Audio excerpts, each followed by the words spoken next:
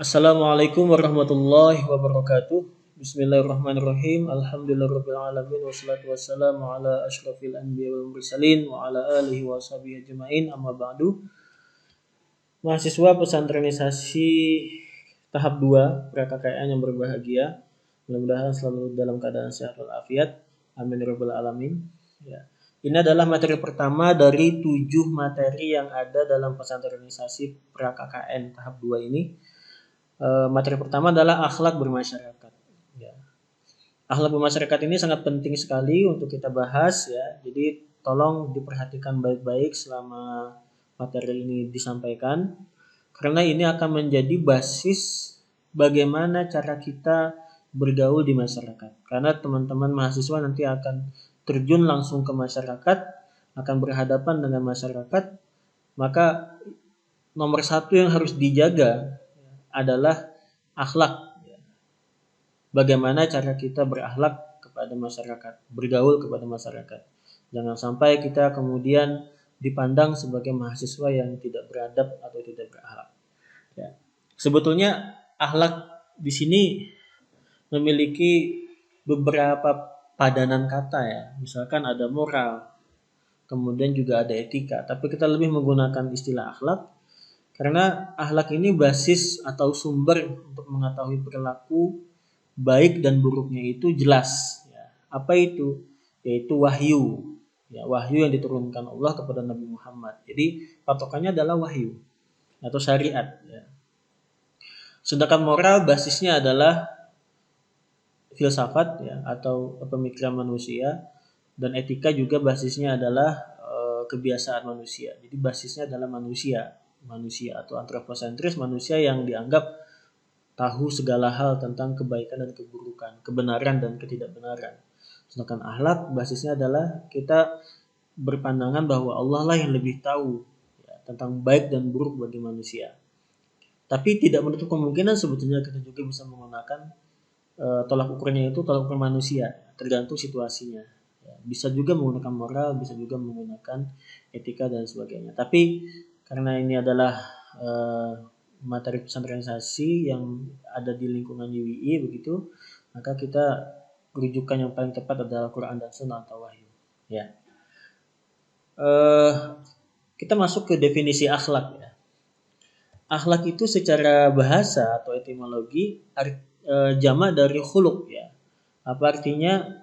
Artinya adalah tingkah laku, tabiat, perangai, atau budi pekerti. Dalam bahasa Arab juga bisa dikenal, biasanya juga dikenal dengan maru'ah atau muru'ah, ad-din atau fitrah ya. Ini sama saja dengan akhlak, bisa juga dengan menggunakan kata itu. Nah, saya ingin menceritakan sedikit sebetulnya bagaimana posisi akhlak, pentingnya akhlak di dalam agama Islam. Ya. Kalau kita mengenal dari hadis Jibril, teman-teman mahasiswa mungkin karena hadisnya sangat panjang sekali, silahkan dilihat, dicari, ya, ditelusuri di Google juga. Saya rasa sudah banyak ya yang mengutip hadis itu. Ya. Ada 3 pertanyaan yang ditanyakan oleh malaikat Jibril kepada Nabi Muhammad ya, dalam konteks mengajari para sahabat Nabi yang ada di sekeliling Nabi ketika itu. Yang pertama adalah tentang iman. Ya. Tentang iman ini Nabi menjawab tentang iman kepada Allah, kepada malaikat, kepada kitab dan seterusnya. Yang kemudian kita kenal dengan rukun iman. Pertanyaan kedua adalah tentang Islam. Apa itu Islam? Kata malaikat Jibril. Dijawab sama Nabi, syahadat, sholat, ya, puasa, zakat dan seterusnya, sampai kemudian kita kenal dengan rukun Islam. Nah, yang ketiga pertanyaannya itu apa itu ihsan? Nabi menjawab, antabudallaha ka'annaka tarahu fa in lam takun tarahu fa innahu yaraka. Beribadahlah kamu seakan-akan kamu melihat Allah. Tapi kalau kamu tidak mampu, maka yakinlah Allah pasti melihat kamu. Dari ihsan ini nanti akan lahir yang namanya akhlak. Maka basisnya tadi adalah Allah begitu kan. Akhlak itu terkorelasi dengan Allah Subhanahu wa taala. Kalau tadi dari pertanyaan Islam itu akan lahir nanti fikih ya, atau ilmu fikih, kemudian dari iman nanti akan lahir ilmu akidah ya, ilmu tentang keimanan. Jadi eh, antara iman, Islam, dan ihsan ini tidak boleh dipisahkan, maka akhlak itu bagian yang tidak bisa dipisahkan dari agama Islam. Ya.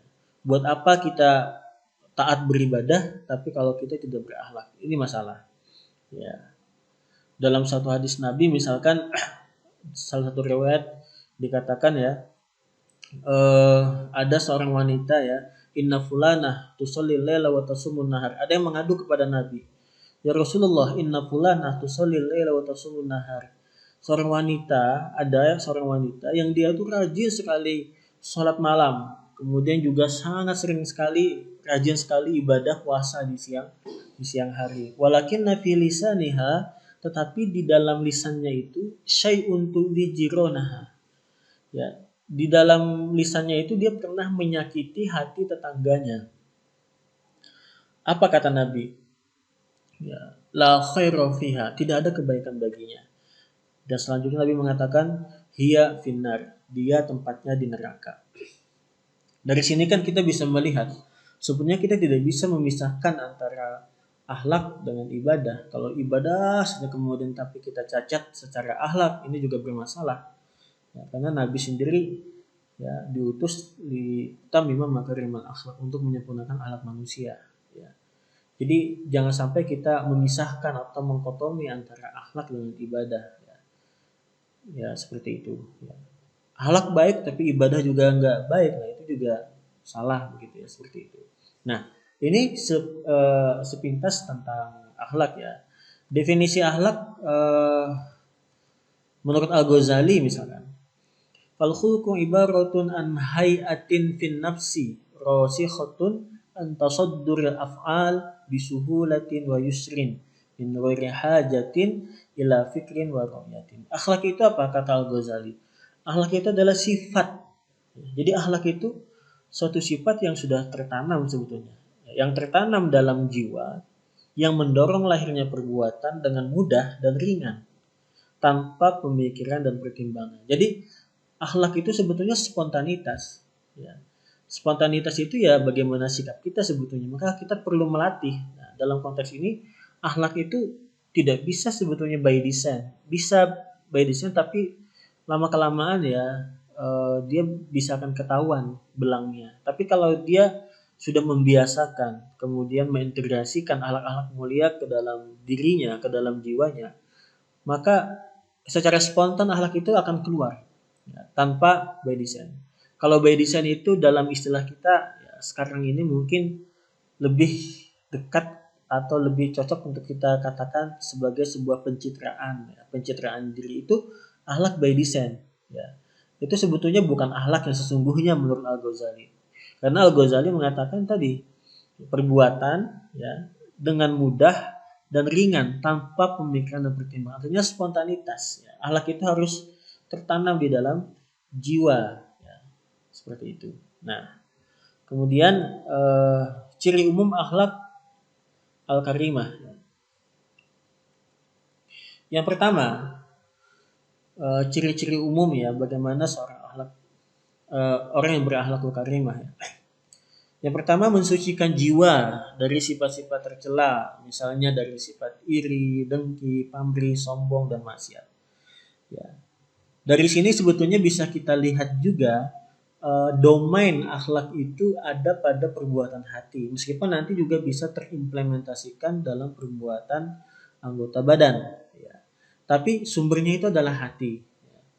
Kita perbuatan hati kita ini harus kita coba untuk selalu tazkiyatun nafas ya. Selalu kita sucikan diri hati kita ini dari penyakit-penyakit hati. Yang di sini tadi ya sifat-sifat tercela yang ada dalam hati ini adalah maksudnya penyakit-penyakit hati seperti iri, dengki, pamrih, sombong, ya, maksiat. Nah, maksiat itu nanti bagian dari implementasi dari penyakit hati itu. Nah, jadi akhlak itu tidak cukup sebetulnya hanya perbuatan lahiriah saja, tapi juga harus terkoneksi dengan perbuatan batiniah, perbuatan hati.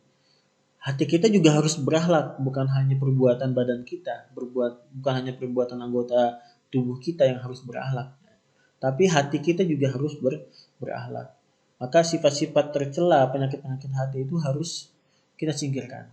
Dan ini harus dilatih dan supaya dia bisa masuk terintegrasi dengan sifat kita. Yang kata Al-Ghazali tadi, biar munculnya itu secara spontan. Kemudian yang kedua, memelihara akal dengan memfungsikan potensinya untuk berpikir tentang hal-hal yang baik dan bermanfaat, baik bagi diri sendiri, keluarga, negara, dan agama. Ya. Jadi kita sudah dikaruniai akal oleh Allah Subhanahu Wa Taala, maka akal ini jangan kita biarkan begitu saja nganggur gitu loh. Artinya akal yang diberikan oleh Allah ini suatu hidayah karunia yang sangat luar biasa, ya. Ini harus difungsikan secara baik. Ya.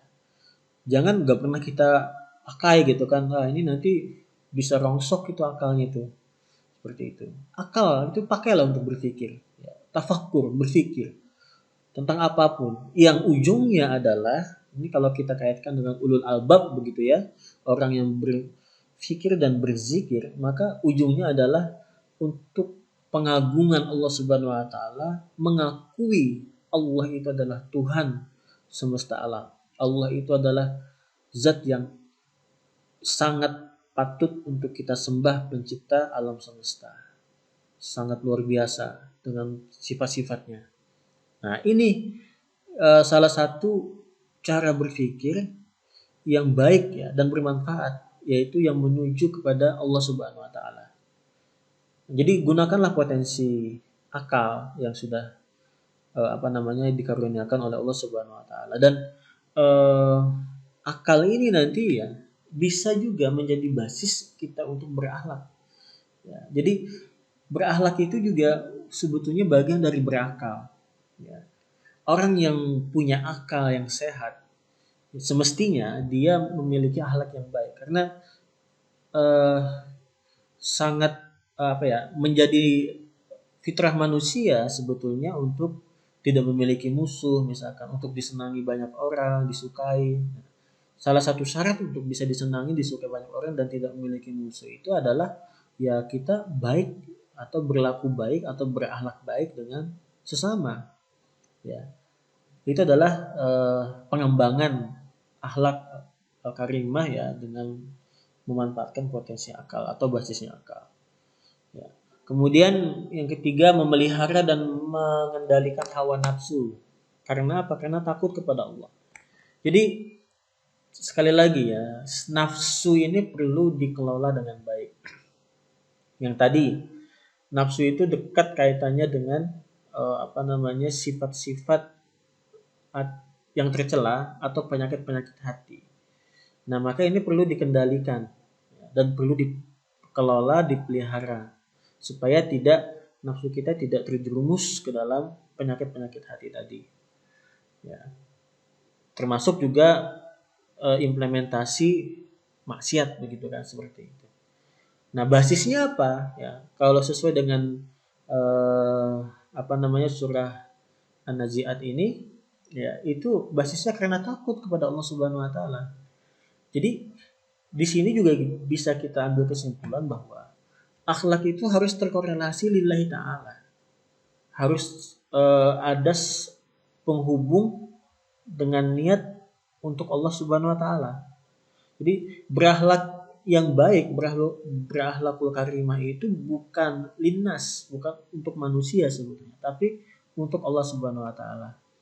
Ya.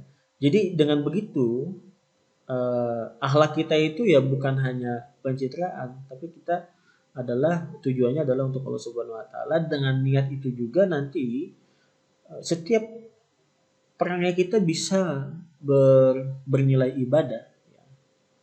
Innamal a'malu binniyat, ya. Sesungguhnya perbuatan itu tergantung tergantung niatnya ya. Amal perbuatan itu tergantung niatnya. Jadi kalau niat kita takut kepada Allah, maka kita akan mendapatkan itu sebagai sebuah nilai ibadah, seperti itu. Ya. Kemudian lalu bagaimana kedudukan orang berakhlak ya? Yang pertama, orang yang berakhlak itu sebaik-baiknya manusia. Ya. Inna min khiyarikum ahasinukum akhlaqan. Ya, kata Nabi di dalam hadis muttafaqun alaih atau yang diriwayatkan oleh Bukhari dan Muslim. Ya. Sesungguhnya sebaik-baik kalian adalah yang paling bagus akhlaknya. Jadi orang yang akhlaknya baik dipuji Nabi ya sebagai sebaik-baiknya manusia. Artinya apa? Kalau kita pengen menjadi manusia yang baik, ini ya maka berakhlaklah dengan baik begitu.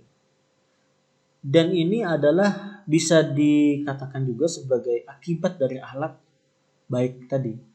Ya, kalau kita berlaku baik kepada semua manusia, gitu kan, artinya kita tidak akan sangat minim kemudian potensi kita memiliki musuh atau dibenci oleh orang. Artinya dan sebaliknya potensi kita untuk disenangi banyak orang kan semakin tinggi. Ya. Maka logis sekali, sabda Nabi ini sangat logis sekali. Sebaik-baik kalian adalah yang paling bagus akhlaknya. Karena begini, ya, kalau kita bagus akhlaknya, manusia pun juga akan senang kepada kita, ya, dan tidak membenci kita, maka orang akan suka dan akan dianggap sebagai orang baik. Maka sebaik-baiknya manusia adalah ya ahasinukum akhlaq, ya, yang paling bagus akhlaknya. Kemudian albirru husnul khuluq, ya. Kebaikan adalah bagusnya akhlak. Jadi Nabi mengatakan dalam hadis yang diriwayatkan oleh Muslim, ya, Imam Muslim, itu kebaikan itu adalah akhlak. Luar biasa. Akhlak itu sendiri adalah sebuah kebaikan. Artinya kebaikan dan akhlak itu nggak bisa dipisahkan. Orang baik pasti dia berakhlak baik. Ya. Kalau orang baik atau kebaikan tidak diimbangi dengan akhlak, artinya ada yang bermasalah, ada yang miss di situ. Ya. Jadi ini baru kedudukan pertama, ya. Kedudukan yang kedua, dia paling dicintai oleh Nabi. Ya. Inna man ahabbakum ilayya ahsanukum akhlaqa. Sesungguhnya orang yang paling aku cintai di antara kalian adalah yang paling bagus akhlaknya. Ya. Kemudian yang ketiga, ya, ini tanda kesempurnaan iman, ya.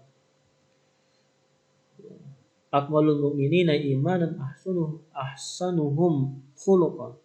Ya, wa khiyarukum linisa'ihim. Yang paling sempurna keimanan seorang mukmin adalah yang paling bagus akhlaknya, dan sebaik-baik kalian adalah yang paling baik terhadap istri-istrinya. Nah, jadi orang yang berakhlak juga dianggap sebagai orang yang sempurna imannya. Jadi korelasi tadi, ya, yang seperti yang saya katakan tadi, tidak bisa kita memisahkan antara iman, Islam, dan ihsan. Akhlak itu terkorelasi dengan keimanan. Ya, makanya tadi Nabi mengatakan, ya, tanda kesempurnaan iman adalah akhlaknya yang baik. Kemudian yang keempat, ya, bagian penting dalam agama. Ya, jadi inna likulli dinin khuluqan, ya, wa inna khuluqal islami al haya. Jadi agama dan akhlak itu tidak bisa dipisahkan. Dan di sini juga bisa kita ambil kesimpulan bahwasanya basis dari akhlak itu adalah agama. Nilai-nilai agama yang kita ambil untuk berakhlak. Ya. Kemudian mengantarkan ke derajat orang yang senantiasa mengerjakan puasa dan sholat malam. Ya. Ini yang kelima. Jadi bisa teman-teman baca sendiri, ya, ini, ya. Yang keenam, berat timbangan di akhirat, ya, ini, ya. Ada hadisnya juga. Kemudian yang ketujuh, jaminan masuk surga. Orang yang berakhlak itu dijamin masuk surga. Ya. Nah, ini beberapa contoh kedudukan yang mulia, yang sangat penting, yang sangat istimewa bagi orang yang berakhlak. Nah, kemudian kepada siapa sih kita harus berakhlak? Yang pertama tentunya adalah kepada Allah Subhanahu wa taala. Berakhlak kepada Allah itu maksudnya seperti apa? Ya, banyak hal, ya. Artinya sangat umum sekali. Berakhlak baik kepada Allah itu ya dengan kita melaksanakan perintahnya, menjauhi larangannya, atau dengan dalam bahasa lain adalah takwa. Bertakwa itu bagian dari berakhlak kepada Allah Subhanahu wa taala. menjalankan perintah, menjauhi larangan. Berakhlak kepada Allah juga husnuzon, selalu husnuzon, berprasangka baik kepada Allah, karena tidak tidak patut kita sebagai makhluk yang diciptakan oleh Allah terus kita bersuuzon, berburuk sangka dengan Allah. Artinya segala apapun yang ditetapkan Allah kepada kita itu harus kita terima dengan lapang dada, dan tugas kita hanyalah mencari apa hikmah di balik apa yang sudah ditetapkan Allah kepada kita. Ya. Karena Allah tadi seperti yang saya sampaikan di awal, karena Allah itu adalah patokan kita untuk eh, apa namanya mengatakan ini benar dan baik. Ya. Allah yang paling tahu. Allah yang paling tahu apa yang terbaik bagi kita. Allah yang paling tahu tentang apa yang paling benar bagi kita. Nah, ini salah satu cara berakhlak kepada Allah Subhanahu wa taala ya, selain tadi yang dengan bertakwa kepada Allah ya, seperti itu. Kemudian juga senantiasa mendekatkan diri kepada Allah dan seterusnya ya. Kemudian juga ini bisa dikatakan hablu minallah. Kemudian hablu minan nas ya. Pertama, kita harus berakhlak baik dengan teman. Artinya apa? Kita tidak boleh pandang bulu nih dengan teman. Ya. Siapapun teman kita, maka kita harus berakhlak baik. Ya, mau dia itu agamanya apa, mau dia itu sukunya apa, mau dia itu warna kulitnya apa, mau dia itu derajat sosialnya apa, mau dia kaya atau miskin, tidak boleh kita diskriminasi. Ya, jangan kemudian kita hanya berakhlak mulia dengan teman yang kaya, niatnya biar ditraktir terus misalkan seperti itu, nggak boleh. Ya, seperti itu. Atau yang kaya nih berakhlak mulia dengan temannya yang miskin misalkan seperti itu, biar dikatakan dia orang yang dermawan, itu juga nggak boleh ya. Artinya kita harus adil dengan siapapun, kita harus berakhlak mulia ya. Orang yang berilmu ya, karena di dalam hadis Nabi ini ada ya apa namanya, orang berilmu itu memang harus dihormati ya. Selain orang berilmu atau orang yang diberi Al-Quran kemudian dia mengamalkannya gitu.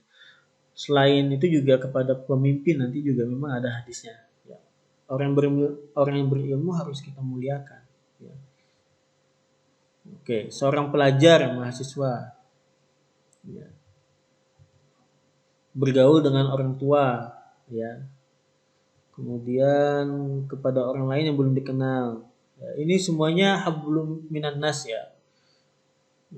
Kemudian terhadap masyarakat semuanya, intinya semuanya ya, dengan orang tua, dengan sesama pelajar mahasiswa ya, dengan adik tingkat, kakak tingkat begitu kan, dengan orang yang masih di bawah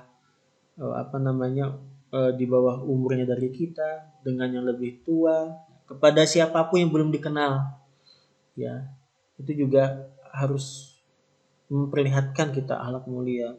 Misalkan gimana, minimal seminimal mungkin misalkan dengan orang yang tidak dikenal itu, ketika kita berpapasan misalkan mengucapkan salam lah, atau dengan senyum saja. Senyum itu sudah satu contoh implementasi akhlak yang mulia ya, seperti itu. Terhadap masyarakat, bagaimana kita berakhlak terhadap masyarakat ya, minimal kita bisa membaur dengan masyarakat. Ini khususnya dengan teman-teman mahasiswa yang akan terjun ke masyarakat di KKN nanti ya, harus bisa membaur. Kemudian apalagi, minimal kita tidak membuat kegaduhan di masyarakat ya, bikin onar di masyarakat. Artinya sebisa mungkin masyarakat itu bisa senang dengan kehadiran kita, jangan sampai kemudian masyarakat merasa terusik dengan kehadiran kita. Nah, itu contoh akhlak yang mulia, akhlak yang baik begitu, seperti itu. Kalau misalkan masyarakat terganggu dengan kehadiran kita, artinya ada yang salah dengan kita. Bisa jadi akhlak kita kah yang tidak bisa diterima oleh masyarakat, ya. Atau bisa jadi kita terlalu memaksakan kehendak atau pendapat kita. Kadang-kadang orang nggak suka, masyarakat nggak suka. Maka perlu membaca situasi masyarakat, ini penting. mahasiswa ini penting sekali membaca situasi masyarakat. Jangan sampai kemudian kita menjadi orang yang berlawanan dengan masyarakat seperti itu. Padahal hanya karena misalkan masalah perbedaan khilaf fikih, perbedaan fikih yang sifatnya furu'iyah misalkan. Jangan sampai ya. Yang paling penting adalah jangan sampai kita memaksakan kehendak, karena memaksakan kehendak itu atau memaksakan pendapat kita, seakan-akan pendapat kita lah yang paling benar, yang lain salah, itu salah satu contoh akhlak yang tidak baik. Dan masyarakat biasanya tidak suka model-model orang yang seperti itu. Ya. Nah, akhlak terhadap masyarakat ini penting. Ya. Kita fokus kepada akhlak kepada masyarakat karena teman-teman mahasiswa nanti akan terjun langsung ke masyarakat. Di KKN inilah nanti teman-teman akan mempraktekkan secara langsung bagaimana berinteraksi dengan masyarakat dengan baik, gitu kan. Membawa nama baik kalian sekaligus juga membawa nama baik universitas kita. Ya. Selain saya rasa ya semuanya pasti sudah bisa bermasyarakat dalam arti kita selalu bergaul dengan masyarakat ya. Kalian ngekos, kalian hidup di masyarakat dan seterusnya. Tapi KKN saya kira ada hal-hal yang memang harus juga dipersiapkan seperti itu dan diperhatikan ya, akhlak kepada masyarakat di sekitar, karena kita datang ke tempat yang berbeda dari tempat kita biasanya. Nah, artinya butuh mengenal masyarakat seperti itu. Ya, apa saja misalkan akhlak terhadap masyarakat ya. Yang pertama, jika ada perkataan yang benar dan membawa manfaat, maka dengarkanlah dengan baik. Ya. Jadi kalau ada orang ngomong nih di masyarakat gitu kan, ya kalau menurut kalian bermanfaat, dengarkan dengan baik. Jangan suka mencela, jangan suka memotong perkataan orang. Itu tidak baik. Ya. Seperti itu. Selesaikan dulu dia ngomong, baru kita ngomong. Ya. Toh juga perkataan dia, ya kita anggap sebuah manfaat begitu kan. Ya, latihan untuk mendengar itu memang agak susah, tapi harus dibiasakan. Ya. Orang lebih mudah untuk ngomong daripada mendengar biasanya seperti itu. Kemudian meninggalkan perkataan yang batil. Artinya kalau memang omongan yang timbul itu adalah sesuatu yang tidak baik, ya paling tidak kita diam. Ya. Disinilah letak diam itu emas gitu.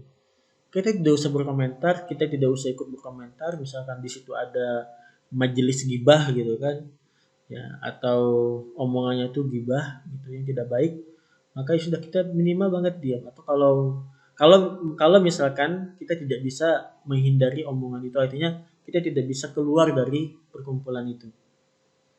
Ya. Kalau misalkan dengan keluar atau menghindarnya kita dari omongan itu dianggap sebagai sebuah sesuatu yang menyakiti hati lingkungan ya, teman-teman yang ada di sekitar situ, maka tetap stay tidak masalah, tapi diam, jangan ada komentar apapun. Ya. Kemudian berbicara tentang kebaikan orang lain. Ini tadi sudah disinggung ya, kebalikan dari gibah gitu kan. Gibah itu menceritakan keburukan orang, gitu. Menceritakan orang lah gitu kan. Kebaikan itu lebih baik untuk kita ceritakan daripada keburukan. Apalagi di tengah arus informasi yang sangat terbuka, media sosial. Nah, itu kita sangat mudah termakan dengan omongan-omongan informasi yang tidak jelas ya. Maka kita pilih yang baik-baik saja. Seperti itu. Ya, kalau baik ya kita klaim itu baik seperti itu. Kalau memang tidak jelas sumbernya dan itu menceritakan keburukan, kejelekan, maka kita skip dulu. Menjaga dan memelihara pergaulan yang baik. Tadi ini masih umum sekali, intinya bagaimana kita bisa membaur dengan masyarakat, bagaimana teman-teman mahasiswa juga bisa membawa diri yang kehadiran kita itu bisa diterima dan menyejukkan bagi masyarakat seperti itu. Nah, bergaul dengan baik, kemudian berbicara dengan tutur kata yang manis dan sopan. Ya, ini penting sekali ya. Ada tata cara yang itu harus diperhatikan dalam hal ngomong ya, bertutur kata. Dengan orang tua itu jangan terkesan dengan membentak dan tinggi suaranya seperti itu. Maka lebih rendah lah suaranya. Ya, seperti itu. Intinya adalah ucapan itu, ya, itu sangat penting kita jaga karena kebanyakan yang menjadi masalah itu adalah ucapan kita. Ya, ini bagian dari yang paling penting dalam akhlakul karimah adalah menjaga ucapan, menjaga lisan. Kalau perbuatan anggota badan yang lain, tangan, kaki, saya kira tidak sebesar potensi menyakitkannya dibandingkan dengan lisan. Makanya hati-hati sekali dengan ucapan atau tutur kata yang tidak baik ya, jangan sampai. Maka ucapkanlah yang baik-baik saja.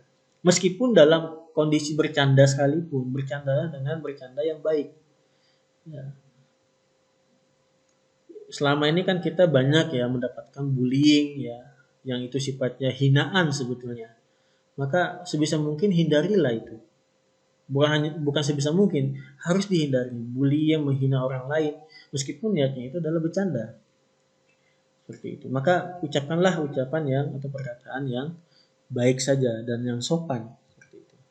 Senantiasa menampakkan sifat kasih sayang. Ya. Sifat kasih sayang itu macam-macam ya, kayak ramah begitu kan. Senyum ya. Dengan muka cemberut saja biasanya orang mudah tersinggung. Seperti itu. Nah, jadi sifat-sifat kasih sayang itu harus ditonjolkan ya.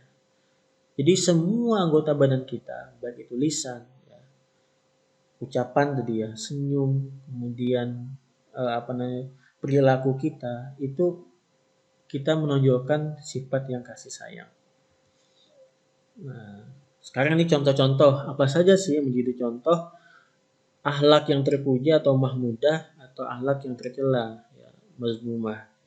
Akhlak yang mahmudah dulu yang terpuji, istiqomah, jujur, berani, pemurah, mengendalikan nafsu, ikhlas, adil, sabar, malu, ya, qanaah. Ini kalau kita elaborasi masing-masing contoh ini, saya rasa akan sangat lama sekali ya materi ini. Tapi saya yakin mahasiswa, teman-teman peserta pesantrenisasi tahap 2 ini sudah ada sedikit gambaran lah apa itu istiqomah. Istiqomah itu ya istiqomah ya, berpendirian teguh ya, seperti itu. Istiqomah dalam hal apa? Dalam hal kebaikan tentunya. Bukan istiqomah dalam hal keburukan. Kalau istiqomah dalam hal keburukan adalah ya apa yang harus dilakukan, dia harus berubah dan meninggalkan. Dia harus tidak istiqomah terhadap keburukan. Ya, jujur saya kira semuanya udah ada gambaran apa itu jujur begitu kan, berani, pemurah, mengendalikan nafsu ya. Ikhlas itu apa gitu kan. Ikhlas itu intinya lillahi ta'ala, tanpa pamrih ya. Jangan sampai kita berakhlak itu seperti yang saya jelaskan di awal, itu niatnya itu karena manusia. Nah, nanti bisa terjerumus dalam ria nanti. Adil, sabar, pemalu ya, malu ya. Kemudian qanaah. Nah, ini contoh ya. Banyak yang lain sebetulnya. Ya. Contoh yang lain. Kemudian akhlak yang mazmumah atau contoh akhlak yang tercela, takabur, ya, sombong ya, dengki, bakhil, takut, ria. Ria itu orang yang suka dipuji gitu kan, ya. Kemudian namimah atau mengadu domba orang, mengadu domba teman, bohong, dusta ya, menuruti hawa nafsu, nifak, munafik ya, dan pemarah. Ini contoh-contoh akhlak yang tidak baik ya, yang harus kalian hindari dan dibuang jauh-jauh dari sifat kalian. Ya. Oke, ini contoh bisa kalian elaborasi lebih lanjut ya tentang contoh-contoh ini. Nah, yang paling penting juga nanti bagi rekan-rekan mahasiswa yang terjun ke masyarakat, salah satu contoh yang salah satu hal yang paling bisa dilihat secara zohir dari akhlakul karimah itu apa? Tadi selain yang sifatnya perbuatan anggota badan ya seperti ucapan, ya, bersikap dan seterusnya, Maka yang paling zohir lagi, yang paling bisa dilihat oleh masyarakat, oleh orang lain adalah akhlak dalam berbusana. Karena busana yang kita pakai itu ya itulah yang terlihat dari kita. Orang lain tidak akan bisa mengetahui apakah kita itu sombong, apakah kita itu ria, apakah kita itu dengki, apakah kita itu pemarah gitu kan. Itu nggak bisa spontan melihat kita, apalagi itu perbuatan hati yang itu hanya diketahui kita dan Allah Subhanahu Wa Taala. Misalkan ria, kita nggak bisa menjustifikasi orang itu ria karena itu adalah perbuatan hati yang hanya kita dan Allah yang tahu, hanya yang melakukan, yang si pemilik hati itu sama Allah yang tahu. Ya, jadi kita nggak bisa juga serta merta menjustifikasi orang itu melakukan itu karena ria. Karena kita nggak tahu apa isi hatinya. Seperti itu. Nah, tapi kalau dari sisi yang lain yang sangat zahir sekali itu adalah berbusana, nah, pakaian. Maka penting ya teman-teman mahasiswa untuk memperhatikan. Ya. Oke, apa saja yang perlu diperhatikan? Ya, misalkan menutup aurat dengan sempurna. Ya, khususnya untuk yang teman-teman mahasiswi ya, pakaian itu pokoknya aurat yang sempurna lah yang ditutup ya, menutup aurat dengan sempurna maksudnya. Pakaian bisa berupa gamis ya, bisa juga potong atasan rok asal tidak membentuk lekukan tubuh ya. Kemudian pakaiannya bersih, suci, rapi dan serasi ya. Bersih. Kebersihan itu ya sesuatu yang juga sangat menonjol ya. Jangan sampai pakaian yang kita pakai itu terlihat kotor gitu kan. Kan bisa ketahuan itu ya, mana pakaian yang sudah seminggu dipakai dan tidak dicuci. Pasti ketahuan ya dari dengan pakaian yang baru dicuci. Ya. Rapi ya. Sebisa mungkin teman-teman mahasiswa ya disetrika lah baju itu. Dipersiapkan baik-baik ya pakaian apa yang akan dipakai, kemudian disetrika, kemudian ya apa namanya dikasih apa packing yang bagus biar tidak nanti lecek lagi gitu kan di dalam tas seperti itu. Itu bisa teknisnya bisa teman-teman mahasiswa lakukan masing-masing. Kemudian tidak berpakaian yang tipis atau transparan. Ya, ini jangan ya. Tidak menampakkan lekukan tubuh. Ya, ini juga jangan buat yang teman-teman mahasiswi ya. Jadi lekuk tubuhnya jangan sampai kelihatan. Ya, seperti itu. Tidak memakai aksesoris secara berlebihan ya. Kemudian tidak memakai apa namanya lambang-lambang yang sifatnya itu kemusyrikan, kemaksiatan gitu kan ya. Seperti itu. Kemudian ya ini hal-hal yang lain ya, tidak bertindik, bertato ya. Untuk perhiasan emas bagi laki-laki jangan dipakai karena memang itu diharamkan ya. Dan juga bagi laki-laki tidak menggunakan pakaian berbahan sutra. Ini sebetulnya kaitan antara akhlak dengan fikih ya. Kaitan antara akhlak dengan fikih ya. Ada hal-hal yang memang secara fikih juga tidak diperbolehkan seperti itu. Ya. Ya, kemudian sampai hal yang paling bawah ya pakai kaos kaki gitu. Ya. Dan kaos kaki pun juga harus diperhatikan. Ya. Jangan sampai kemudian aroma kaos kaki itu bisa membuat orang di sekitar kita itu tidak nyaman ya, bahkan sampai pingsan, itu jangan sampai ya. Nah, kalau perlu nih buat checklist ya, ini khusus untuk teman-teman mahasiswi misalkan ya, masalah jilbab ya, itu perlu di checklist ya, apakah jilbab yang sudah teman-teman gunakan itu sudah terkategori syar'i atau tidak ya. Tapi yang pertama adalah berjilbab itu lillahi ta'ala ya. Kemudian ya ini tadi masalah ukuran ya, panjang, kemudian tebal gitu kan ya. Oke. Ini bisa teman-teman baca sendiri khusus mahasiswi ya. Oke. Nah, ini juga beberapa contoh yang salah dalam berbusana khusus mahasiswi ya. Ya, misalkan kesalahan di gambar A ya, kain dipakai terlalu singkat. Nah, ini tolong dijaga ya. Tidak bisa saya sampaikan satu persatu, tapi perlu dibaca dan dijaga ya. Tidak memakai pakaian ketat, nah misalnya seperti ini ya, seperti itu ya. Nah, ini juga hal-hal yang kaitannya sebetulnya juga dengan fikih ya. Nah, intinya apa? Dari khusus mahasiswa ya, yang berjilbab ya, yang berjilbab ini, orang yang berjilbab saja itu belum tentu selamat kok. Artinya ada hal-hal yang eh, masih dilarang begitu kan dari penggunaan jilbab. Nah, maka perlu diperhatikan baik-baik ya, seperti itu. Apalagi orang yang tidak berjilbab gitu kan. Tapi ya kalau untuk berdakwah kepada teman-teman yang masih belum berjilbab juga perlu diperhatikan akhlaknya. Ya seperti itu.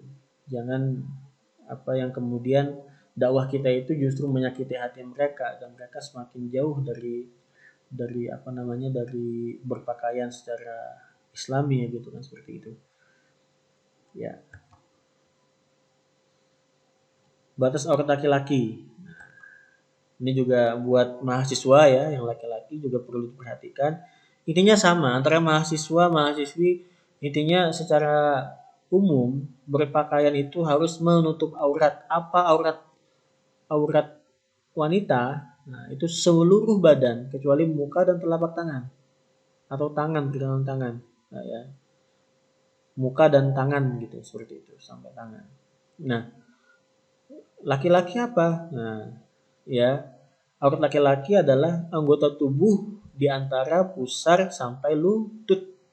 Nah, kami hal yang perlu saya sampaikan juga, perlu digarisbawahi, eh aurat laki-laki adalah memang antara pusar sampai lutut. Ini definisi aurat laki-laki. Ya, dan ini nanti ada kaitannya dengan fikih juga ya, misalkan tentang dengan sholat harus untuk aurat gitu kan.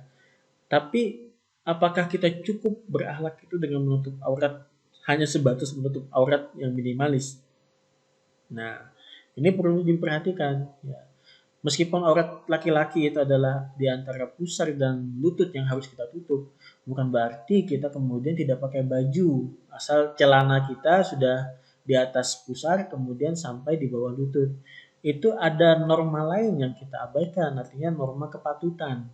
Ya, masa iya gitu kan kita di tengah masyarakat tidak pakai baju atau pakai kaos dalam saja misalkan. Ini memang kita harus menutup aurat, tapi ada hal lain yang kemudian harus diperhatikan, yaitu adalah kepatutan. Patut nggak kemudian, misalkan dalam satu forum ya, ini juga harus diperhatikan. Ya, dalam satu forum yang resmi dengan masyarakat nanti, ya, jangan sampai kemudian di dalam forum yang resmi itu masyarakat berpakaian rapi, misalkan mengenakan pakaian yang formal, misalkan minimal batik, tiba-tiba teman-teman mahasiswa pakai kaos. Nah, ini juga bermasalah dari sisi kepatutan, ya, kepantasan. Kaitannya dengan etika nantinya. Etika itu kebiasaan. Kalau memang acaranya itu formal, ya kita berpakaian. Meskipun tidak salah memang pakai kaos karena itu juga sudah menutup aurat. Ya. Jadi nggak bisa kalian jadikan dalil, oh yang penting saya sudah menutup aurat, ya seperti itu. Tidak cukup sampai di situ. Yang penting saya menutup aurat, tapi perlu memperhatikan situasi. Ya. Kalau misalkan main bola, main basket gitu kan, terus kalian pakai jas ya juga nggak cocok begitu kan. Nah seperti itu. Jadi perlu memahami situasi ya seperti itu. Jadi nggak cukup hanya sekedar aurat yang ditutupnya. Ini khusus buat apa namanya masalah aurat laki-laki ya. Jadi sebisa mungkin adalah berpakaian pakai celana panjang, pakai kalau misalkan acaranya apa ya pakai yang formal gitu kan, jas alma mater dan seterusnya. Ya.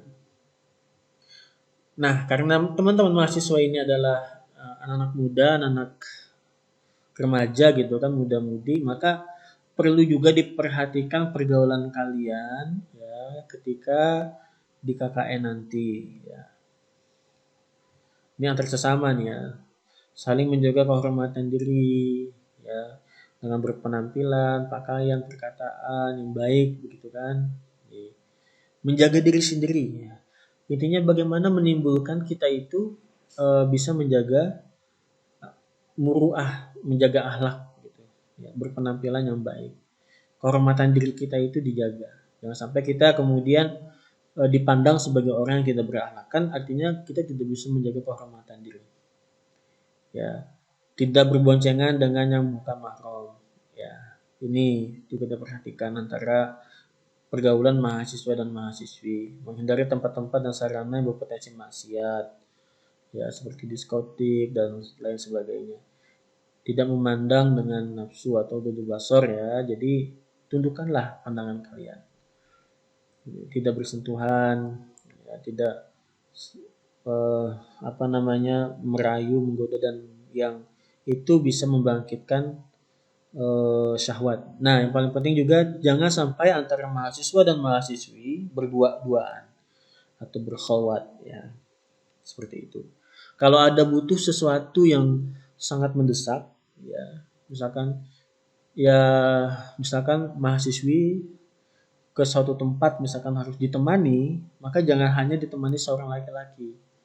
Ya, ajaklah yang lain, minimal banget bertiga seperti itu. Ya, biar tidak ada terjadi fitnah. Nah, bagian dari akhlak mulia juga adalah menghindari fitnah atau menutup semua potensi atau kemungkinan kita kena fitnah. Ya, menjaga menjaga diri dari fitnah itu adalah salah satu dari implementasi akhlak yang mulia.